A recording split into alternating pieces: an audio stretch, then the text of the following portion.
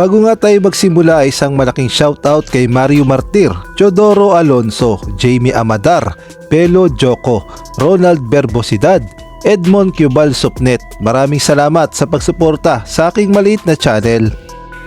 Ito na nga ang pinakahihintay ng lahat dahil ito ang pinakaunang laban ni Justin Brownlee dito sa IBL Indonesia at masasabi nating maganda naman ang naging performance ni Justin Brownlee para sa kanyang kupunan na Pelita Jaya. Although nag-a-adjust pa ng konti si Justin Brownlee dahil alam naman nating lahat na sanay si Justin Brownlee na maglaro sa PBA, partikular na sa mga players ng Barangay Ginebra at gayon na rin sa mga players sa PBA na mga Pilipino. Dito kasi ay konting adjustment dahil iba ang galaw ng mga Indonesian player, kaya naman medyo nag-adjust pa ng konti si Justin Brownlee, ngunit maganda naman ang kanyang ipinakitang performance.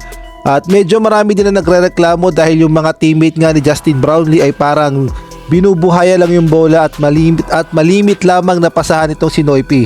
Ngunit ganoon pa man ay maganda pa rin ang ipinakitang performance si Justin Brownlee dito sa IBL at ipinakita naman niya na makakatulong talaga siya sa kanyang kupunan na Pelita Jaya. Si Justin Brownlee nga nung umpisa ay medyo nangangapa ng konti, ngunit nung katagalan lalo na nung third quarter, fourth quarter, dito na nga naghalimaw ng todo si Justin Brownlee at ipinakita niya na siya ang superstar ng PBA kahit na binubuhaya siya ng kanyang mga kakampi. Si Justin Brownlee nga ay ang first 5 ng Pelita Jaya, kasama na nga dyan ang kanyang backup import o ang kanyang mga kasamang import na si KJ McDaniels at itong si Anthony Bean. Hindi nga napasama sa starting 5 itong si Thomas Robinson.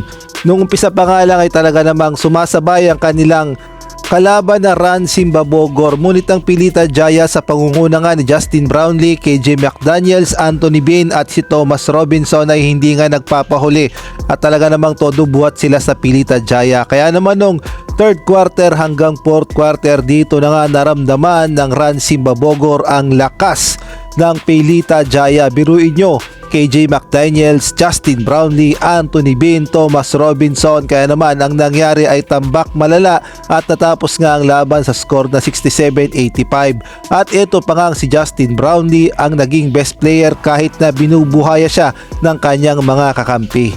Si Justin Brownlee nga ay kumamada ng 11 rebounds, 14 points at gayon na rin 3 assists. Hindi na nga yan masama sa unang laro ni Justin Brownlee dito sa Indonesia at pakinggan naman natin ang kanyang sinabi sa kanyang interview. I love the competition. I love the energy the fans brought.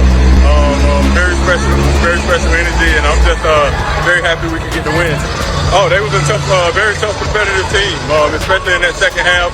I think they got a little tired in the second half.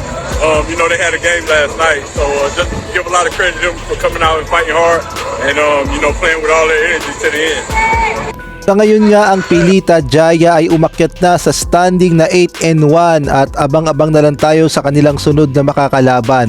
Samantalang atin naman panoorin ang naging highlight si Justin Brownlee sa IBL sa Pelita Jaya.